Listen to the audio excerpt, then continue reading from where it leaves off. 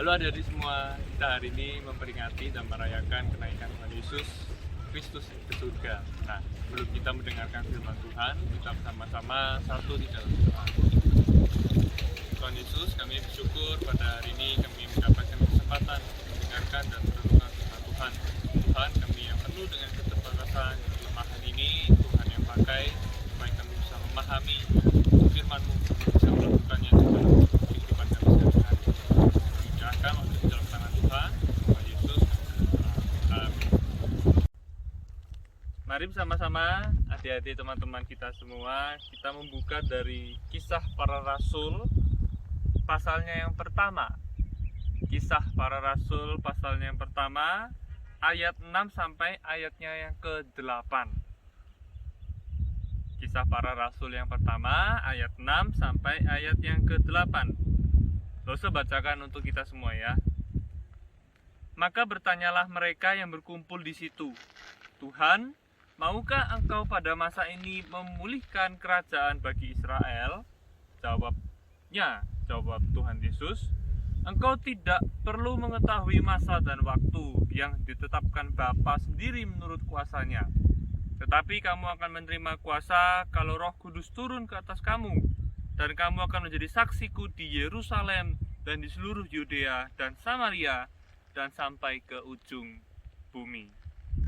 Ya, adik-adik semua, kita semua sama-sama tahu bahwa Tuhan Yesus setelah bangkit dari kematian, ia berjumpa dengan murid-muridnya, berjumpa dengan puluhan bahkan juga ratusan murid-muridnya. Nah, selama hari-hari itu Tuhan Yesus mengajarkan firman Tuhan. Tuhan Yesus memperkenalkan dirinya bahwa dia sungguh-sungguh bangkit, dia tidak dikuasai oleh maut. Dan tiba saatnya, jadi sekalian, Tuhan Yesus akhirnya naik ke surga. Naik ke surga, dan naiknya Tuhan Yesus ke surga disaksikan oleh murid-muridnya. Jadi kenaikan Tuhan Yesus bukanlah satu berita bohong, bukanlah satu berita yang dibuat-buat oleh satu dua orang, tetapi adalah kebenaran, satu fakta yang disaksikan oleh murid-murid Tuhan Yesus. Nah, mungkin adik-adik berpikir, loh, kalau Tuhan Yesus naik ke surga, terus yang menjaga kita siapa sekarang? Tuhan kok naik ke surga, kenapa kok Tuhan tidak di bumi saja? Kenapa Tuhan tidak bersama-sama dengan murid-muridnya saja? Toh Tuhan sudah bangkit. Ya, kenapa kok Tuhan tidak melanjutkan pelayanannya dan bersama-sama dengan murid-muridnya di bumi? Kok malah tiba-tiba naik ke surga? Nah, di sini ya sangat menarik ya adik-adik, bahwa Tuhan Yesus naik ke surga tidak berarti dia meninggalkan kita semua seperti kita nih ditinggalkan begitu saja dan tidak ada yang merawat. Tapi Tuhan Yesus naik ke surga, Tuhan Yesus mengutus siapa? Mengutus Roh Kudus. Ya, Tuhan Yesus mengutus Roh Kudus untuk menjaga, untuk merawat, untuk mendorong murid-muridnya. Nah, sebelum itu kita mungkin sama-sama akan ke ayat 6 ya. Ayat 6, murid-murid Tuhan Yesus bertanya, Tuhan Yesus, maukah engkau pada saat ini memulihkan kerajaan bagi Israel? Nah, sampai pada titik ini, murid-murid Tuhan ini menunjukkan bahwa mereka adalah manusia-manusia yang lelah ya. Mereka adalah manusia-manusia yang dijajah oleh bangsa Romawi. Setiap hari, setiap saat mereka melihat bagaimana kejamnya pemungut cukai memeras sebangsanya sendiri. Mereka melihat bagaimana tentara-tentara Romawi menindas bangsa Israel. Mereka melihat dengan jelas setiap saat, setiap hari, ahli-ahli Taurat dan orang-orang Farisi melakukan satu kegiatan tradisi keagamaan yang palsu, seperti yang ditegur oleh Tuhan Yesus. Murid-murid Tuhan Yesus melihat hal-hal itu hari demi hari dan setiap saat mereka lihat, sehingga mereka yang kelelahan, mereka yang capek, mereka bertanya, Tuhan, kapan kerajaan ini pulih kembali? Kapan waktunya tiba? Bukankah Tuhan yang sudah bangkit adalah waktunya? Bukankah Tuhan yang sudah bangkit adalah waktu untuk memulihkan bangsa Israel, untuk membebaskan Israel dari jajahan Romawi, untuk memberikan kesejahteraan bagi umat manusia? Bukankah sekarang waktunya Tuhan? Mungkin adik-adik, teman-teman sekalian, kalau kita di posisi murid-murid Tuhan Yesus pada waktu itu, bisa jadi kita juga bertanya hal yang sama. Tuhan, inikah waktunya? Tapi menariknya, Tuhan tidak menjawab pertanyaan murid-muridnya itu. Tuhan tidak menjawab iya, Tuhan juga tidak menjawab tidak. Menariknya Tuhan Yesus berkata, engkau tidak perlu mengetahui masa dan waktu. Adik-adik sekalian, waktu Tuhan dengan waktu manusia adalah berbeda. Kalau kita tahu ya, ada istilah misalnya waktu yang kronos, waktu yang berjalan hari demi hari, yang runtut berjalan seperti biasanya. Tapi juga ada waktu yang kairos ya, Tuhan campur tangan di dalam waktu manusia. Dan waktu Tuhan seperti itulah tidak bisa dipahami, tidak bisa dikuasai oleh manusia. Ketika murid-muridnya bertanya, Tuhan kapan atau inikah waktunya?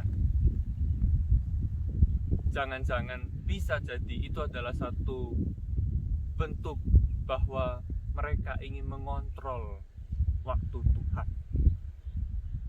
Dan Tuhan tentulah bukan Tuhan yang bisa dikontrol oleh manusia, bukan.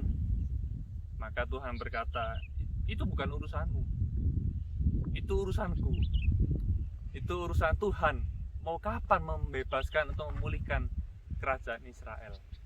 Yang penting sekarang, nah ini kita masuk ke dalam ayat ke-8. Tetapi kamu akan menerima kuasa kalau Roh Kudus turun ke atas kamu. Untuk apa Roh Kudus turun ke dalam diri kita, ke dalam diri murid-muridnya? Untuk apa? Untuk menjadi saksi. Di mana? Di Yerusalem, kemudian melebar ke Yudea, kemudian jauh lagi ke Samaria, sampai pada ujung bumi. Adik-adik sekalian, kalau kita lihat kitab Kisah Para Rasul yang ada di Alkitabnya adik-adik dan teman-teman sekalian, kita melihat bagaimana murid-murid yang bertanya, Tuhan, kapan waktunya tiba? Adalah murid-murid yang bergerak pada akhirnya. Bergerak karena apa? Bergerak karena ada kekuatan dari Roh Kudus. Roh Kudus ini mendorong, Roh Kudus ini menggerakkan murid-muridnya untuk apa? Menjadi saksi. Adik-adik, kalau kita lihat terus ya, murid-murid Tuhan Yesus ini tidak hanya berhenti pada diri mereka. Mereka bergerak, mereka terus memuridkan kalau di dalam bahasa kita sekarang. Mulai dari mana? Mereka tidak hanya di Yerusalem, tapi nanti sampai di ujung bumi. Kalau dalam konteks pada waktu itu, ujung bumi adalah kekaisaran Romawi. Dan itu sudah dilakukan oleh Paulus. Maka adik-adik, kita mungkin adalah anak-anak yang masih kecil, anak-anak yang masih belia, anak-anak yang masih mungkin bergantung sama orang tua. Tetapi di dalam diri kita ada Roh Kudus. Roh Kudus yang sama yang menggerakkan murid-murid Tuhan Yesus untuk bergerak sampai ke ujung bumi untuk memuridkan. Adalah Roh Kudus yang ada di dalam diri kita, yang terus menggerakkan, yang terus mendorong kita untuk menjadi apa? Menjadi saksi Tuhan, untuk memuridkan sesama kita, sesama manusia. Maka adik-adik, Tuhan yang naik ke surga bukanlah Tuhan yang meninggalkan kita. Tuhan yang naik ke surga adalah Tuhan yang mengutus Roh Kudus untuk memberikan kita tanggung jawab supaya kita bisa berpartisipasi, supaya kita bisa joinan di dalam pekerjaan Tuhan yang sungguh besar. Tidak memandang umur, tidak memandang siapa kita, tetapi memandang diri kita sebagai murid Tuhan. Maka Losa harap kita tidak menjadi murid-murid yang pada waktu itu bertanya, Tuhan, inikah waktunya?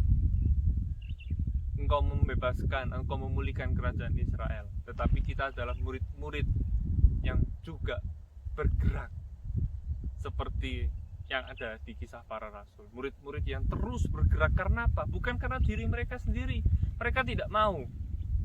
Tapi yang mau adalah Roh Kudus yang membakar, yang terus mendorong murid-murid ini untuk apa? Memberitakan Tuhan Yesus, untuk menjadi saksi, untuk memuridkan sesama kita.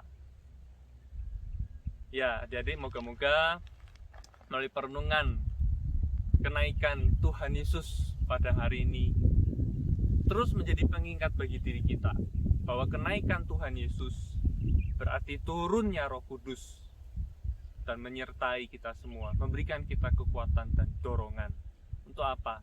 Menjadi saksi.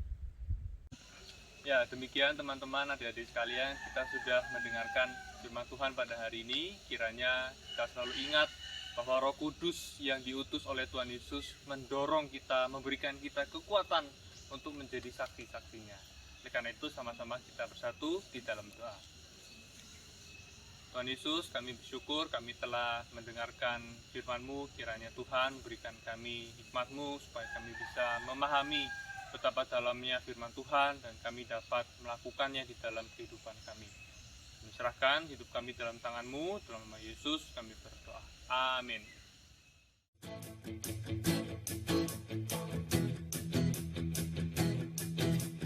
Get up and tell the world. Get up, some people haven't heard.